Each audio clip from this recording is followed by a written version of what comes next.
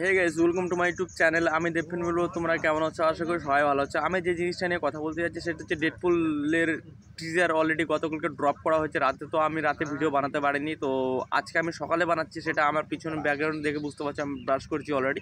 তো আমি তোমাদেরকে রিয়েকশন জানাবো, তো আমার কীরকম লাগলো সেটা তোমাদেরকে জানাচ্ছি। একটা কথা বলি যে মার্বেলের কিছুদিন যে সিনেমাগুলো আসছিলো, কিছুদিন ধরে সিনেমাগুলো আসছিলো, তো অতটা ওয়ার্ক করিনি সেভাবে। তো মানে মার্ভেলে কিছু মানে বলে না যে চলতে চলতে কিছুটা ডাউনই পড়ে যায়, সেরকম একটা ব্যাপার। তো ডেডপুল ওয়ালভি টিজার অলরেডি যেটা আজকে আসছে, গতকালের রাতে আসছে, তো সেই টিজারটা আমার কীরকম লাগলো সেটা তোমাদেরকে জানাচ্ছি।